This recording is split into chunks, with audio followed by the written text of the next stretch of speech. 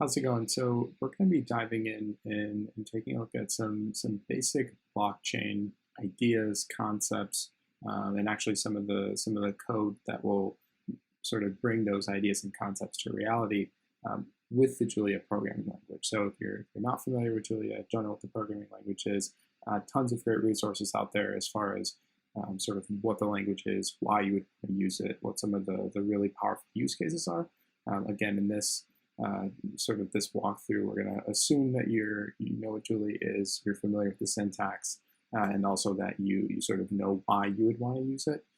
So let's dive in and perhaps just take a look at the first example and talk about some of the initial concepts and ideas associated with blockchain technology. So one of the really fundamental ideas when we start to talk about blockchain is this notion of cryptography. And cryptography is basically the sort of backbone of all of blockchain.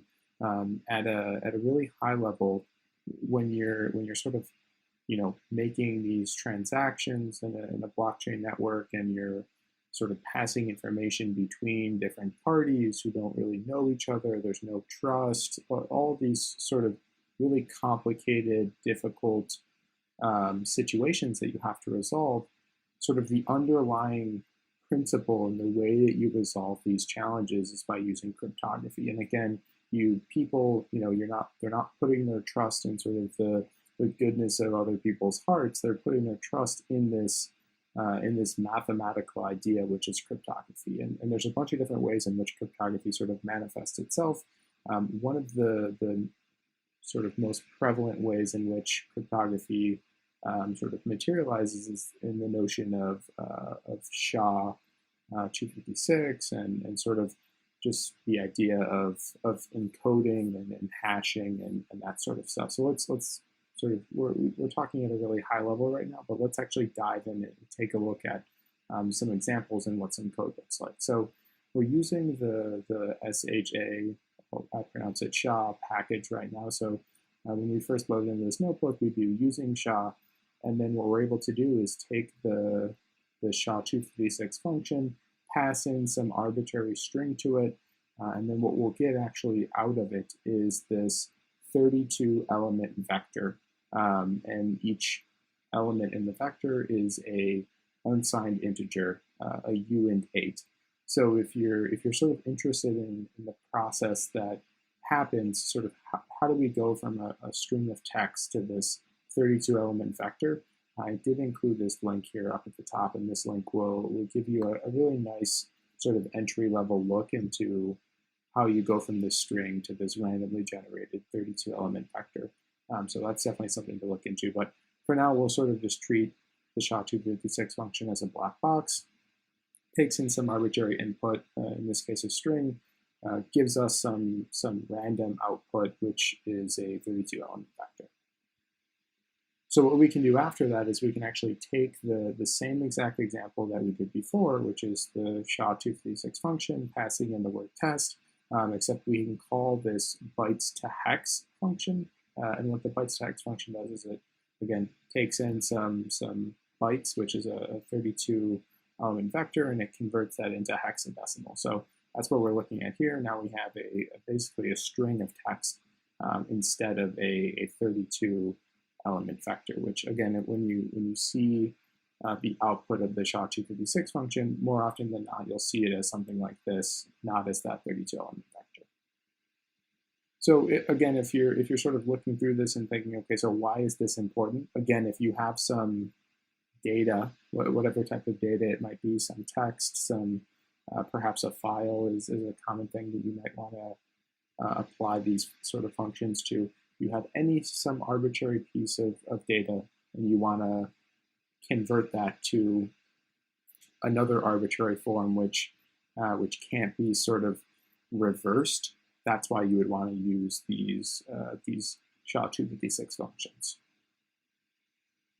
The next thing that we'll sort of look at is a package called Nettle, and what Nettle will allow us to do is sort of expand on a lot of these ideas that we've talked about before, and that we were just looking at with respect to cryptography. So here on line 1 in this code block, we're creating a hasher and we're able to specify the type of hashing that we want to do. So in this case, SHA-256 again, there's a bunch of other different types of hashing, not just SHA-256. You do SHA-512, and there's a bunch of other ones. But we're just going to stick with SHA-256 for now, and then we can call this update function, and then the hex digest function. These, again, are basically just doing the exact same thing that we were doing before, where we were just passing in some arbitrary string. The sort of mechanism in which we're doing it is slightly different. In this case, we create the hasher, and then we call this update function, and we pass in the hasher, and we pass in the string, and that results in something being hashed, and then we call the hex digest function, and that will give us the actual hex value. So again, same exact way that we are doing things, or same idea of when we were just taking some arbitrary string and calling the SHA-256 function on it. Again, except in this case, we're sort of diving in to a different implementation, basically. Here, again, same exact idea as before, calling the hex digest function, passing in this case, SHA-512 instead of SHA-256, and then again, some arbitrary string will allow us to encrypt that data. So now when we actually look at encryption and decryption, we're again using some of the functionality from SHA and from the Nettle package. So here we're creating a key which we're just saying is some random hexadecimal value, and then we're creating an encryptor, and we're using AES-256, which is just an encryption standard. So we have our sort of encryptor, and then we have this plain text, which right now, because of the way that this function is, because of the way the package is set up, it has to be a 16-byte string. Obviously, that's sort of an artificial constraint. But the idea is we can take this encrypt function, we can call it, we can pass in the actual encryptor, which we created, and again, allows us to specify the type of encryption. And then we pass in the plain text, which is what we want to encrypt, and then we get back the ciphertext.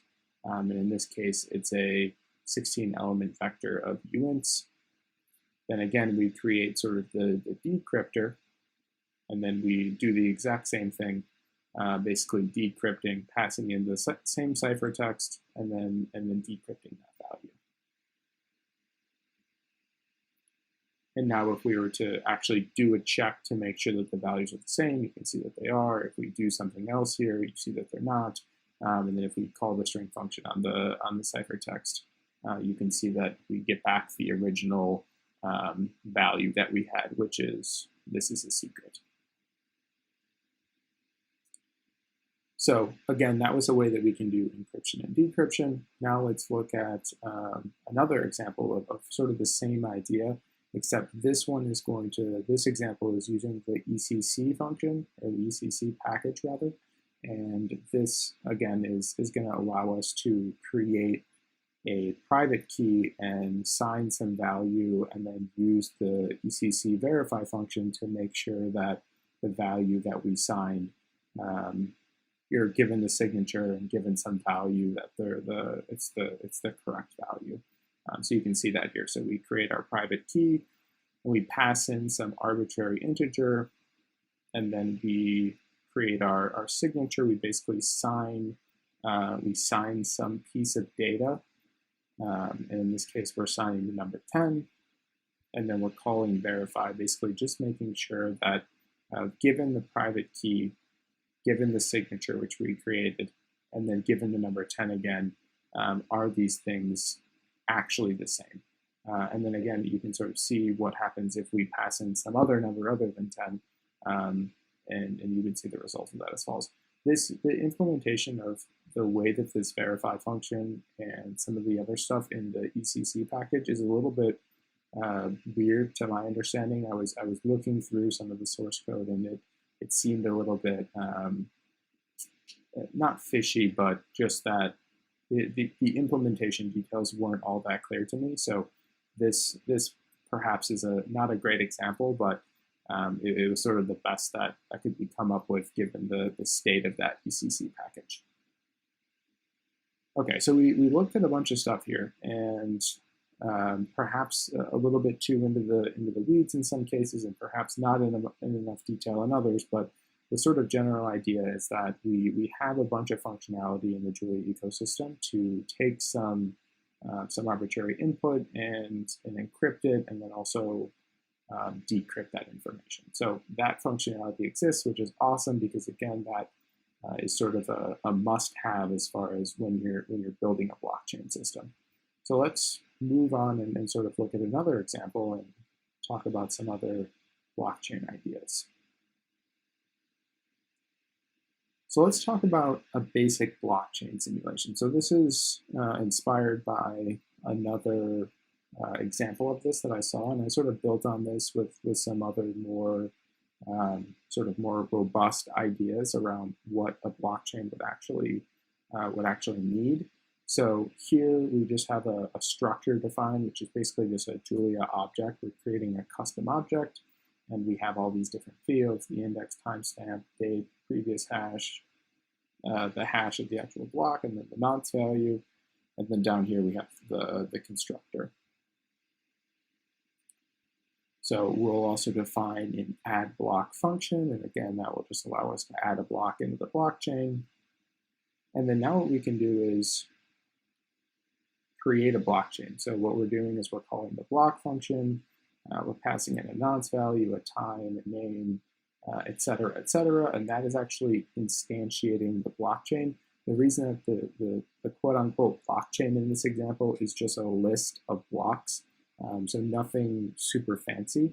But what we'll do is we'll actually define sort of the number of blocks that we want to add into the blockchain, and then we'll run this basic function, which again just iterates through, creates a bunch of additional blocks, adds them to this blockchain, which is just a list of blocks, and then what you end up with is something that looks like this, which is basically just a bunch of individual blocks. If we look at one of them specifically, we can see we're looking at block 19 in this case, and you can see what this looks like. So why is this an important idea? The sort of gist of this is of why it's an important idea is because if you were to try to simplify down what is actually happening in the blockchain ecosystem into a really tiny, small example, this is close, I think, to what you would sort of want to look at as far as a blockchain goes. There's a lot of details that are missing, tons and tons of details that are missing here. But it does sort of allow you to get a better understanding and a better idea of what a blockchain would actually look like, and some of the infrastructure, just a tiny bit of the infrastructure that would be needed in order to make something like this happen. So this is hopefully a helpful example of what a blockchain would look like, without diving into all the details. Another super important idea as far as blockchain goes is the notion of hashing transactions. So if we, and this is, again, perhaps a little bit in the weeds, but when a new block is, again, if you think about a block in the context of blockchain, it's just a set of transactions. So basically, whenever somebody moves some sort of currency or what have you in the blockchain, when those transactions are verified by all the other nodes in the network, those transactions all get sort of put together in a single block.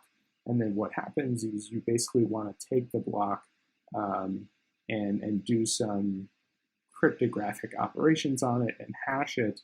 And then you would also do some other pieces. But again, in this example, we're just going to hash the block and then basically ensure that it's working. So we have this function here, which is hash transactions, and it just takes in a set of transactions, and then it returns the hexadecimal representation of that set of transactions. So down here we have this new block structure defined. We look back up. What's different? There's a few slight differences, and let me see if I can point them out to you right now. Yeah, so here we're actually taking into account a set of transactions. So in the previous example, we had a block and a blockchain, but we actually, the individual blocks were sort of empty, if you will. There was a bunch of blocks in the blockchain, but there was no actual transactions associated with those blocks. So now we have transactions that are being associated with the blocks because we have this hash transactions function defined now. So we'll define a new type of block, which again takes into account the transactions. Same thing here, we have a constructor again for this object. We'll redefine our add new block function and then basically go through the same simulation again, create a new blockchain, run the new blockchain simulation. And then again, what we can see here is that we have successfully created this new blockchain, and we can actually look at the transactions that are a part of the individual block that's in the blockchain now. So if we take a step back and think about why this makes sense, why do we need something like this? The reality is that when you add new transactions or when you want to verify a transaction, basically I'm trying to send you some form of currency in this, in whatever the blockchain is that we're using, in order for people to make sure that that's a valid transaction, it has to go through all this cryptographic computational steps.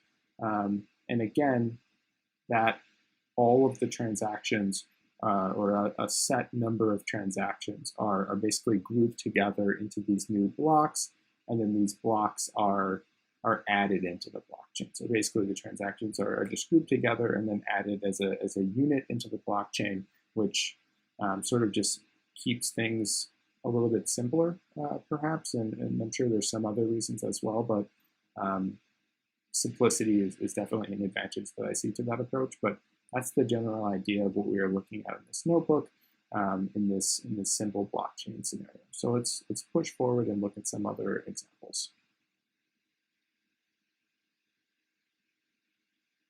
So here in this notebook, we're looking at Web3 in Julia. So Web3 is a Ethereum wrapper, basically, or it's a framework that allows us to interact with the Ethereum network. So there's actually a Web3 package in Julia. However, as I sort of explored the functionality that it provides, it didn't actually work out the way that I would have wanted it. So there was some functions that sort of weren't defined correctly. There were a bunch of things that were giving 400 errors that I was looking at the unit tests for those things, and it seemed like they should be working given what I was putting in. So the sort of takeaway for me looking through this is that the Web3 functionality within Julia right now is sort of non-existent, if you will. There's definitely some base code there that seems to work in some conditions, but actually getting it to do what you would do in web3.py or web3.js, which are the Python and JavaScript Ethereum packages that you would use to interact with Ethereum. The one in Julia is lacking. It's not there. It's not something that I would consider to be ready to use in a real world scenario. So something to keep in mind if you're trying to do Ethereum development using Julia. It's perhaps it's an opportunity to do some development and sort of lay some groundwork for other people, but definitely not ready to just use as a consumer of the package at the moment.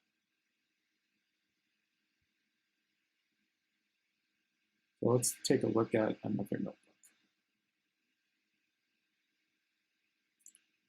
So another super important idea, if we think back to 2 notebooks ago and we were talking about this notion of transactions and how all those transactions were grouped together into blocks and the blocks were added into the blockchain itself.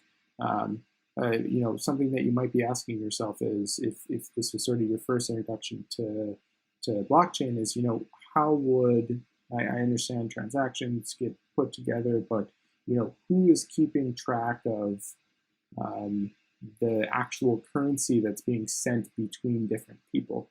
And that's where the notion of a wallet comes into play. So you have a few different sort of ideas around wallets. We'll sort of talk in a really general sense that might not apply to all different blockchain ideas and implementations, but in general, you have a wallet which functions very much like your own wallet in that it's it stores some currency which then you can send to other people and et cetera, except in the case of real world wallets, no one else has to verify. If I try to give you $10, I don't need a third party to come in and say, yes, that's a real $10, or, whatever it might be. Yes, Logan actually has $10 to give you. There's sort of all this implicit trust and sort of built-in information in the system that doesn't exist in the virtual context.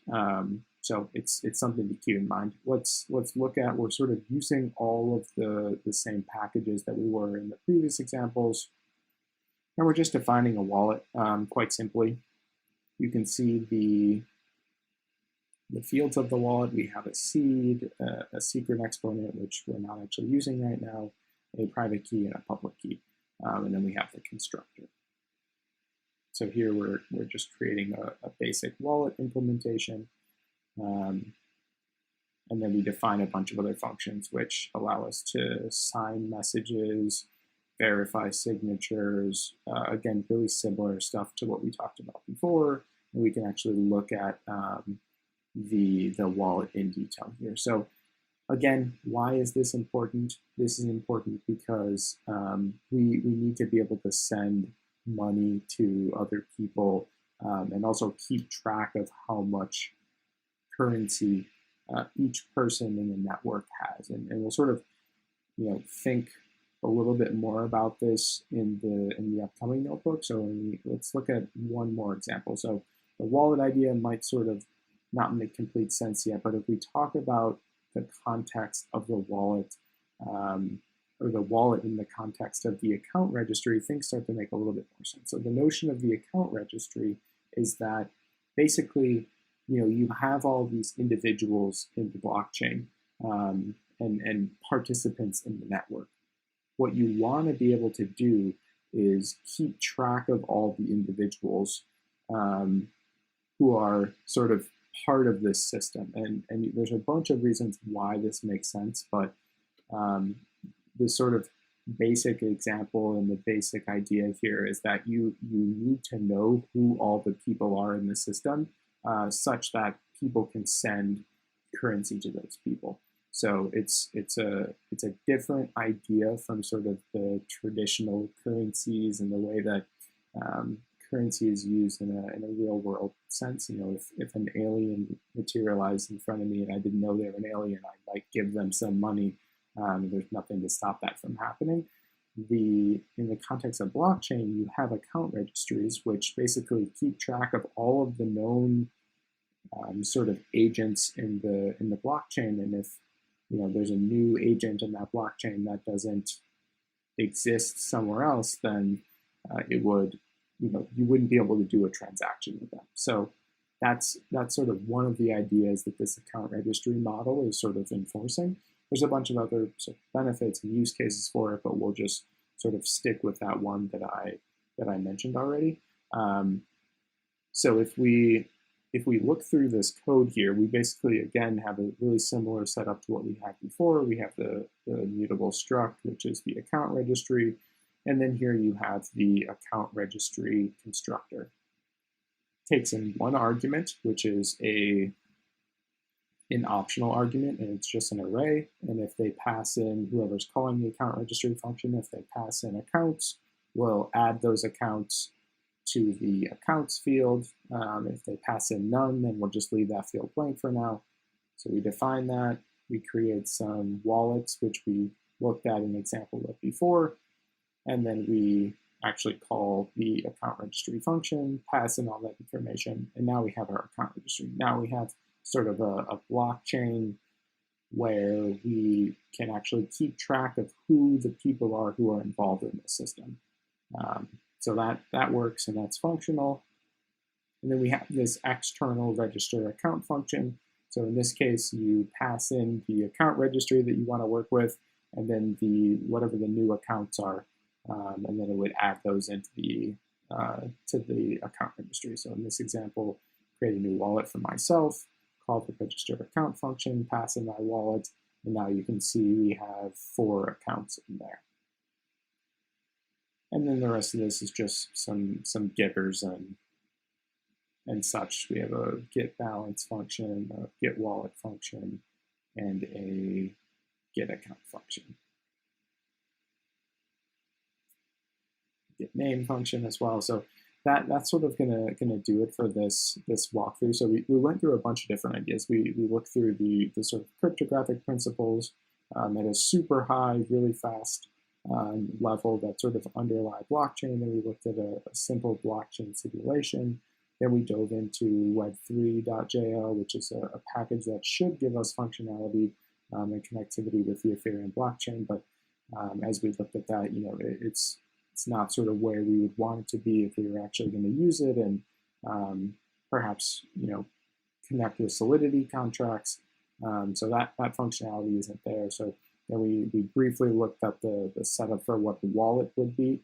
And then in this final notebook, we use that code from the wallet along with defining an account registry in order to, again, keep track of who's involved in the system. And if you know who's involved in the system, then you know whether a transaction is valid. Again, you need to know who the people are involved in the transaction in this decentralized system if you want to be able to say, yes, this is a valid transaction, and person A really did give person B such and such amount of money, and you can see the individual's wallets and things like that in order to further verify this. So hopefully this helped a little bit and gave an insight into what sort of some of these conceptual blockchain ideas would look like in the context of the Julia programming.